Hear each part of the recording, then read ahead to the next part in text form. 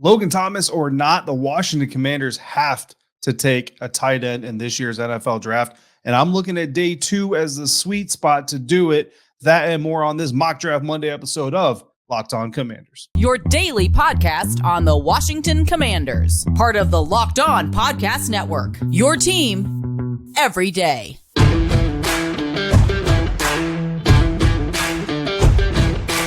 Welcome in, Commanders fans, to the Locked On Commanders podcast, part of the Locked On Podcast Network, your team every day. This is your daily podcast covering the Washington Commanders. We are free and available on all platforms, including the WUSA 9 Plus app on your Roku or your Amazon Fire Stick. And of course, thank you for making us your first listen or your first view of the day. I'm your host, David Harrison, credentialed member of the media covering the Commanders for Commander Country, part of Sports Illustrated's Fan Nation. You can find me on Twitter as well at DHarrison82. A fan-submitted mock draft coming up on this Mock Draft Monday, and where the sweet spot for drafting a tight end might be in this year's NFL draft. But first, why are we even talking about the sweet spot of drafting a tight end in this year's NFL draft? Because of multiple reasons. One of those reasons being Logan Thomas or not, the Washington Commanders have to absolutely grab a tight end in this year's NFL draft. And for starters, this class is probably the best we've seen in the last decade. I've seen some speculating that's the best tight end class that we've ever had in a singular NFL draft. And if that's the case, which I firmly stand on the whole last decade assessment, that's a personal assessment. If it's the best class holistically we've seen in the history of the NFL draft, then you cannot, if you're an NFL franchise and you're serious about building long-term success, you can't pass up on that. You can't have the opportunity to dip your cup into the best class of any singular position in the history of the National Football League and pass it up.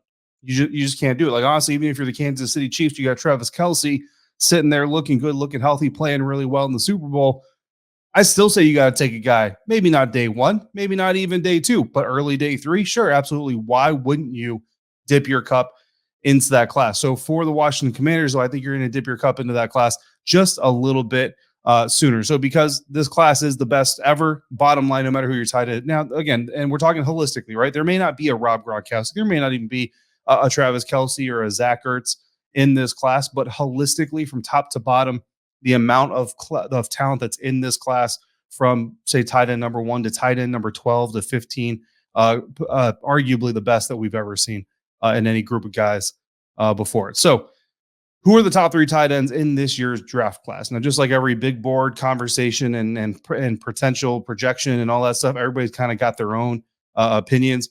But by and large, the top 3 guys in this year's class tend to be Dalton Kincaid out of Utah, Michael Mayer out of Notre Dame, and Luke Musgrave out of Oregon State. Now, that kind of shifts and balances. You know, some have Michael Mayer up there, some have Dalton Kincaid up there. Most don't have Luke Musgrave at the very top, but he's certainly in that top 3 conversation. For me personally, I think Dalton Kincaid is the top guy in this class. Michael Mayer second. Luke Musgrave comes in third for me. But there's at least 6 more guys that, just from reading what I've read, hearing what I've heard, my own 2 eyes, you know, for what that's worth. I'm not an NFL scout by any means, but watch a lot of football.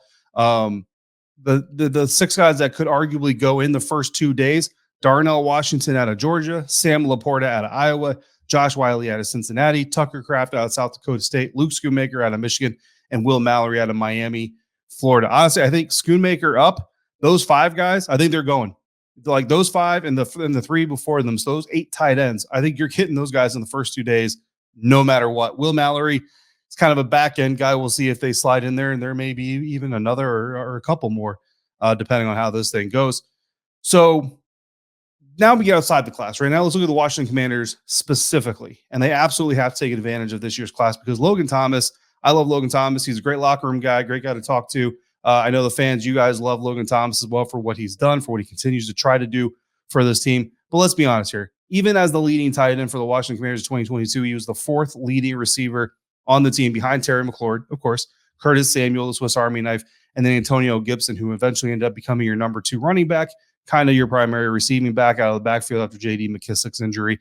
But Logan Thomas played in 14 games, was dealing with injuries. I mean, coming off of an injury already, trying to come back from that injury and work with Carson Wentz and then with Taylor Heineke back and forth. Played in 14 games, had injuries kind of throughout the season that really kind of slowed him down. He's going to be 32 by the time the next season begins.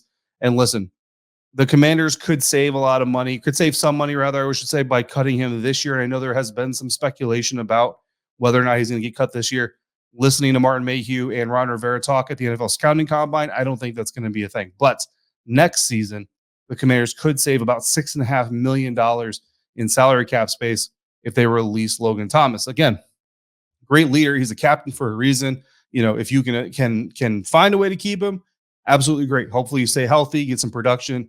Absolutely amazing if you find a way to keep him. But if you're going based off of what you know, this is 2 seasons now. Logan Thomas has struggled with injuries, 2 seasons of less than, top shelf production because of those injuries, and there's only so much you can, you can't pin all that on a guy exactly, but it is what it is. Subpar production because of the injuries.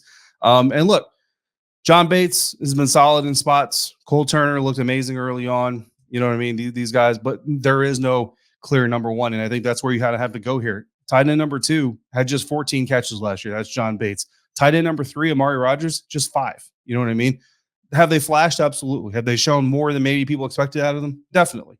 But the bottom line is this team does not have a number 1 tight end in the making. Cole Turner had a great OTA training camp run. Ultimately, just 9 targets, 2 catches, a lot of injuries he was dealing with. Curtis Hodges out of Arizona State, represent Sun Devils, also injured, practice squad, injured reserve all season long. So again, listening to comments from Ron Rivera and Martin Mayhew at the Scouting Combine, it certainly sounds to me like Logan Thomas is going to be around for 2023. Both of them kind of talked about, looking forward to seeing him come back. So to me, that says he's going to come back. Of course, never say never, but they do need to find their next number 1 tight end for after Logan Thomas's time, which honestly may already be done. If he continues to struggle with injuries, continues to not be able to be 100% on the field, his time as the number 1 tight end may have already come and gone. So you need to go find that guy. If it's not quite done, you're getting at least close to the end of that line. So you need to go get that guy a year early, not a year late. And if you got the best tight end class in the NFL draft history to do it with, what better time than now? The question is, where do you do it? Do you do it day 1? Do you do a second round, third round? I think you got to do it at least in day 1 or day 2. So there's a sweet spot that we need to look for this tight end group. We're going to look for that. We're going to evaluate that in our next mock draft right here on Mock Draft Monday on Locked On Commanders. And today's episode of Locked On Commanders is brought to you by Built Bar. If you're looking for a delicious treat, but you don't want all the fat and the calories, then you've got to try a Built Bar. With Built, healthy is actually tasty, and they're so delicious, you're not going to realize that they're good for you. They're all covered in 100% real chocolate, and they come in unbelievable flavors like churro and peanut butter brownie, all while maintaining amazing macros. You're talking only 130 calories, only 4 grams of sugar, and a whopping 17 grams of protein in these bad boys. For years, we've been telling you to go to Built.com and order your box, and then you sit by the mail and you wait for those delicious boxes of healthy goodness to arrive to your home. But now you don't have to wait for the mail. You can go and get them yourself. You can go to Walmart or you can go to Sam's Club. And if you go to Walmart, you go to the pharmacy section, you can get a 4-bar box of some delicious flavors. If you go to Sam's Club, you can get a 13-bar box of some delicious flavors. Of course, if you want to, you can still go online and you can find even more amazing flavors at Built.com, like brownie batter puff, delicious, and the new and improved double chocolate Built Bar. I already like the double chocolate Built Bar. Looking forward to trying the new and improved double chocolate Built Bar. Whatever your preference, however you want to get them, whatever flavors you want to get, grab yourself a Built Bar. Built different.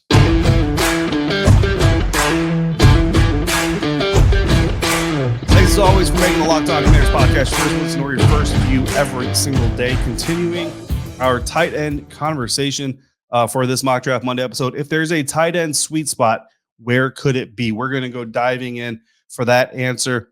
And to do so, we got to turn to our next Mock Draft Monday. And for this one, guys, I use the Mock Draft simulator over at fanspeak.com. To be quite honest with you, never heard of Fanspeak before. Never seen the Fanspeak Mock Draft Simulator and the options when I went searching for new and exciting mock draft opportunities. So looking to mix it up. So I decided to give Fanspeak a try. If you guys are more familiar with Fanspeak, by all means, let me know what you think of it. Or if you decide to give it a try, let me know what you think of it. Let me know if we should keep it in the rotation or pull it. Or if you got a recommendation. We've used PFF, we used Pro Football Network, and now we've used Fanspeak. So if you got a different favorite one out there, by all means, let me know, and I will give it a shot. So at number 16, again, we're focusing on tight end, right? Doesn't mean we're always drafting tight end. It just means we're kind of keeping tabs on this tight end class. So at number 16, Notre Dame tight end Michael Mayer is already off the board, going to the Green Bay Packers, one pick before us at number 15. That leaves the top 3 tight ends available on the board at number 16 being Utah's Dalton Kincaid, Georgia's Darnell Washington, and Oregon State's Luke Musgrave. Now, Kincaid is the number 25 overall ranked player and the best tight end still available. So if you draft him here at number 16, you're taking a plus 10. You're taking him 10 spots earlier than basically his big board rankings. That's not a reason you shouldn't take a guy. It's just kind of a way of kind of quantifying value versus selection, right? So just that's more for interest. Like as Ron Rivera says, right? Is it important? I don't think so. Is it interesting? It could be. So best tight end on the board, you're taking him 10 spots or so ahead of his projected value as far as big board value is concerned. And if you try this fan speak, by the way, I just used the most up-to-date big board that they had available. I did have the computer use the same big board, so we're all kind of playing with the same toys here. And then I think that's all the options. There's a lot of options on that fan speak machine. So I think those are the most important ones that you guys need to know about. So now we flip to the non-tight ends, right? The top 3 non-tight end players still on the board. Kentucky quarterback Will Levis is still on the board. He's the number 7 overall player. Florida quarterback Anthony Richardson, number 9 overall player, still on the board at 16. And Ohio State offensive tackle Paris Johnson Jr., the number 12 overall player, according to the board that I used for this, is still on the board. So given those tight ends, given the players available, I got to go Paris Johnson Jr., the left tackle out of Ohio State, number 12th ranked player, which means we're getting him 5 picks after he's valued, which means, of course, that's money in the bank as far as I'm concerned. Projected left tackle out of Ohio State, supreme talent, kind of one of those guys that's kind of viewed as almost like a can't miss type of prospect.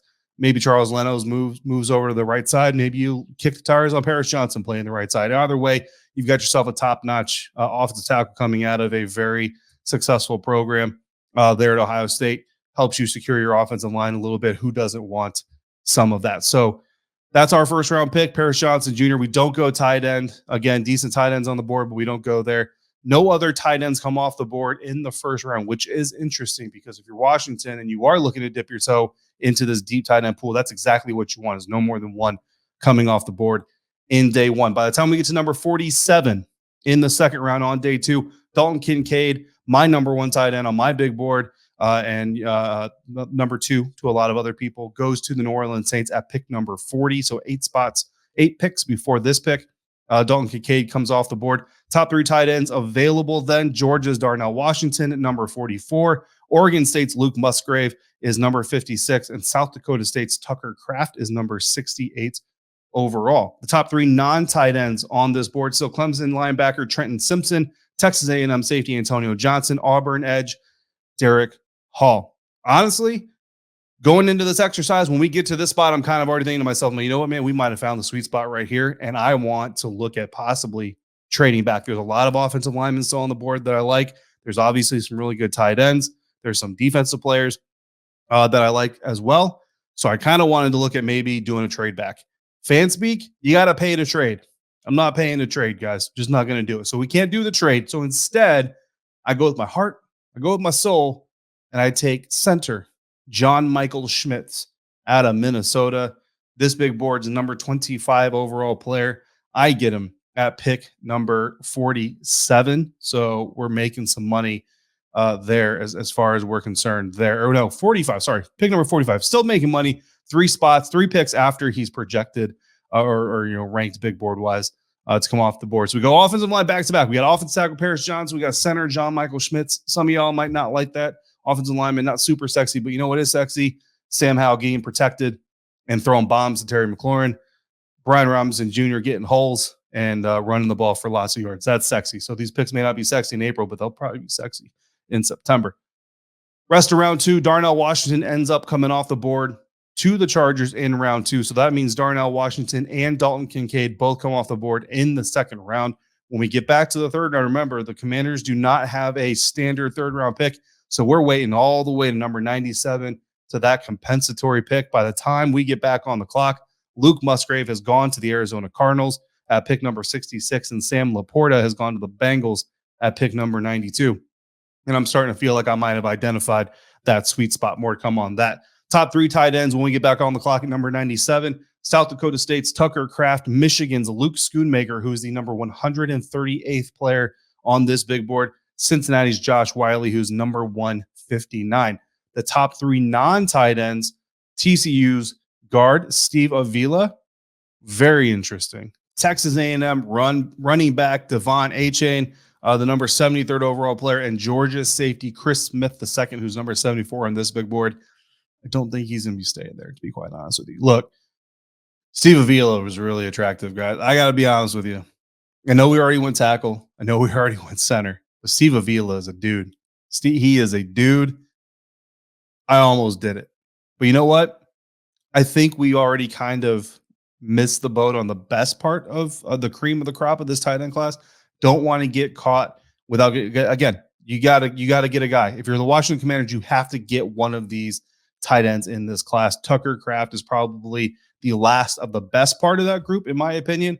So I go ahead and grab him. South Dakota State. And before anybody goes, oh, we're just taking a guy. Look, we're getting him 40 spots after he's valued on this big board. Okay, he's the number 68 player on this big board. We're getting him at 97 picks. So pick 68, he doesn't go, and then he doesn't go for the next 39 picks either, unless we take him here at that 40th pick. Tucker Kraft, 6'5", 245 pounds. Lance Zierlein of NFL.com compares him to Pat Freiermuth of the Pittsburgh Steelers. I was huge on Pat Freiermuth when he was coming out of school. Wanted either team that I covered to take him. He does go to the Pittsburgh Steelers. He's been on my fantasy roster ever since. That is a dude who could certainly contribute and turn into a number 1 tight end in the National Football League here very soon. The Draft Network comps him to Hunter Henry. If you get either of those guys, you're going to be happy. So a lot of offense here, not a lot of defense here. Let's see what we turn up in round 4. No other tight ends come off the board in round 3. Then we come back on the clock at number 118. No other tight ends have come off the board since we took Tucker Kraft either. So the top 3 remaining tight ends, we're not going to take any, right? But Schoonmaker's still there. Josh Wiley's still there. Now Purdue's Payne Durham, the number 160th overall player, is now in that top 3. Just kind of for administrative notice. Top 3 non-tight ends, Boise State safety J.L. Skinner, Tulane running back Tajay Spears, and Michigan center Olusegun Oluwatimi. I think I said that right. The number 102nd overall player. I know we haven't gone defense yet, but I'm going Tajay Spears. Antonio Gibson battling injuries. J.D. McKissick, I don't know that he comes back. We just re-signed Jonathan Williams if we're the Washington Commanders, but I need to make sure I keep that dual tempo, right? Ron Rivera says he loves the dual backs. Eric Bieniemy in Kansas City, they always used a multitude of running backs as well. Tajay Spears has the one-cut ability, speed, pass-catching ability. He's got some blocking ability. Pairs really nicely with Brian Robinson. Frees up Antonio Gibson to do even more special teams things. And look, if we need him as a receiver, we know he has some of those abilities as well. I think you have a 3-headed monster there with B-Rob, AG, and now TS, Tajay. I don't know what we're going to call Tajay once he gets there. We'll see what his number is. Maybe we can make something out of his number. So that's our draft class, all offense. And I know some of you guys are going to hate that. Tackle Paris Johnson Jr. out of Ohio State, center John Michael Schmitz out of Minnesota, tight end Tucker Kraft out of South Dakota State, and running back Tajay Spears out of Tulane. So where is that tight end sweet spot that we came looking for, right? Remember when I said I would trade back from number 47 if I didn't have to pay FanSpeak to do it? Well, let's go back to that real quick. At pick number 47, Darnell Washington, Luke Musgrave, and Sam Laporta are all available. But pick 47 is 10-plus picks ahead of where each of these players is projected via big board, right? So you can consider those a little bit of a reach. Look, if you love Washington at pick 47, you go get Washington, and you don't look back. And I wouldn't hate it. I would not hate to see Darnell Washington playing in a Commander's uniform next year. But if you're not just in love with him, then you trade back. Like I said, you want to look about 10 spots like number 56 or so. Number 56 currently belongs to the Jacksonville Jaguars, who in this mock took defensive lineman Javon Dexter out of Florida. But 2 defensive linemen came off the board between pick 47 and the Jaguars pick. So what if they wanted one of those 2 defensive linemen more than Dexter? Maybe then they're willing to deal.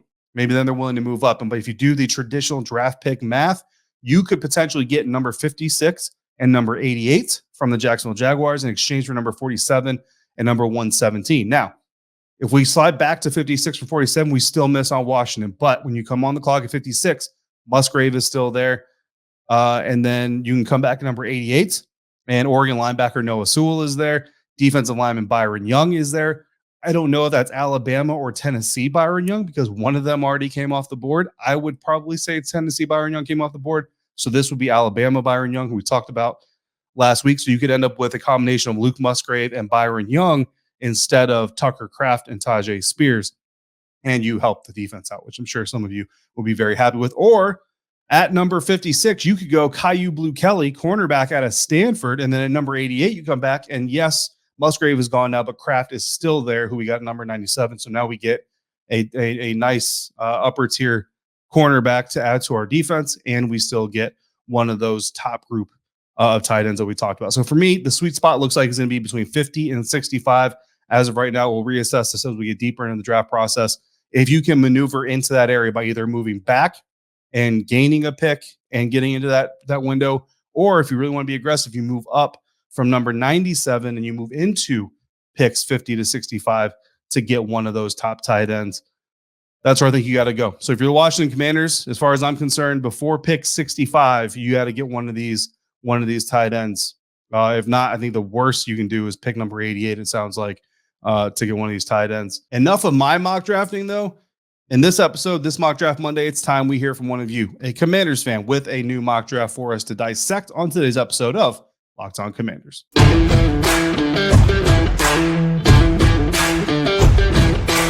Closing out Mock Draft Monday here on the Locked On Commanders podcast with a fan-submitted mock draft from Peter on Twitter at BuyUsBezos. He submitted mock drafts before to us. He submitted a couple of them, actually, but he submitted a new one to the DM. And I got to say, it was very intriguing. So I went ahead and decided to throw it up on today's episode. And when he sent this in, Peter said there were some Senior Bowl guys that he really liked, like Awesome Richards. Awesome Richards, I mean, it's in the name, North Carolina's offensive tackle. And what's interesting here is that he actually trades with the other team that I cover, the Tampa Bay Buccaneers, with Locked On Bucs podcast, bucksgameday.com, if you're interested in that content.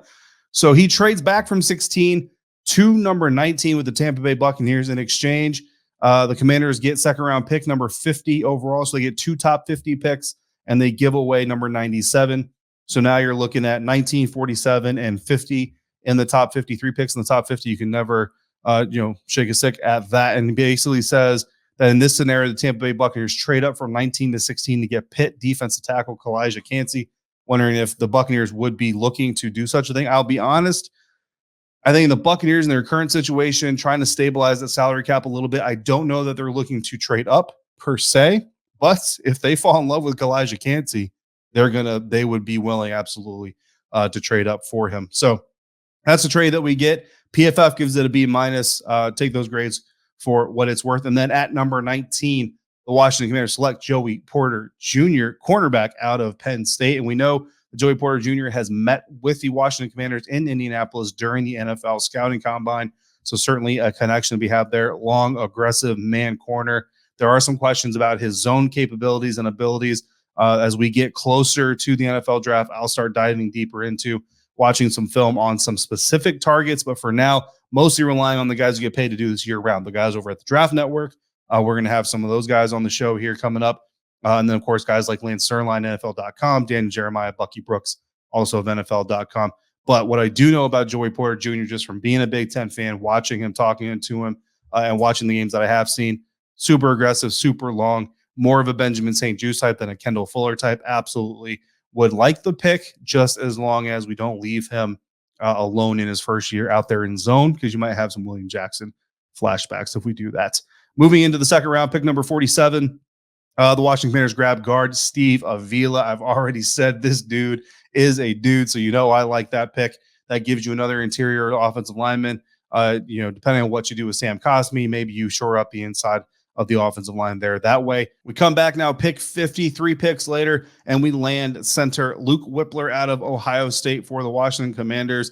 And if Steve Avila is a dude, Luke Wypler is that other dude. So I'm a big fan of that. And then round 4, pick number 118. That's a long pick. And I'm going to be in Ashburn, guys. That's 68, 69 picks. I got to wait for another. I might take a nap. I might just bring a sleeping bag and just take a nap. But you know what? It'll be worth it because at pick number 118, Tulane linebacker Dorian Williams. I had a little side conversation with Dorian at the scouting combine. He's a good dude. Trust me, you want to talk about a guy who's got some range, got some ability, tackle ability, heart, determination, and he's going to represent your organization well. Dorian Williams is that guy. So shout out to him. Even if he doesn't go to Washington, I will be watching his career and rooting for him as a young man. Absolutely. Round 5, pick 152, guard Chandler Zavala out of North Carolina State. Round 6, we got 2 picks. Awesome Richards, awesome pick out of North Carolina, offensive tackle. Linebacker Aubrey Miller Jr. from Jackson State is the 6th round pick. And then in the 7th round, we've got fullback Hunter Lipke out of North Dakota State. And who doesn't like a big physical guy to add to your football team? Look, let's recap this. Trade back with the Tampa Bay Buccaneers, go from 16 to 19, collect number 50, get rid of number 97. You get Joey Porter Jr. to add to your defense, Steve Avila and Luke Wypler to add to your offensive line, linebacker Dorian Williams, Chandler Zavala, and Awesome Richards. Also, linebacker Aubrey Miller Jr. and fullback Hunter Lipke. Peter, I will tell you right now that I am a fan of that mock draft. And if the Washington Commanders went that way, I would applaud them. That would be a very, very solid class. So I appreciate you coming through with that. We do have some other fan-submitted mock drafts that we've got in the shoot for future episodes of Mock Draft Monday. I may just have to do a complete fan Mock Draft Monday episode just because you guys have been so awesome. So again, continue to send those in. The best way to do it, send them in the DMs on the Locked On Commanders Twitter page, or you can send them to my own Twitter page in the DMs. The DMs are open. Either way, get in the action like Peter did. Again, great job, Peter. Great job to all of you guys. I mean, you guys have been bringing heat all off season long, and I'm sure we'll continue to do so. Can't wait for the first moves to start coming in so you guys have a little bit more pieces in place to start maneuvering around. So until then, thank you guys again for making the Locked On Commanders podcast first listen to your first watch of the day. Now make your second listen or view the Locked On NFL Draft podcast. Damian Parson and Keith Sanchez provide in-depth coverage of the biggest NFL draft prospects with deep dives into the sleepers and hidden gems that can change your favorite NFL franchise. Find Locked On NFL Draft wherever you get your podcast and on YouTube, part of Locked On Podcast Network, your team every day. We will have Damian and Coach K on the show in the coming days and weeks leading up to the NFL draft. Believe that. If you want to join the conversation, drop your comments here on YouTube or hit us up on the email or in the emails at lockedonwashingtoncommanders@gmail.com. Or again, best place to go is the DMs at LO Commanders or at DHarrison82. Again, I've been David Harrison, your host here, writer for SI.com's Fan Nation's Commander Country,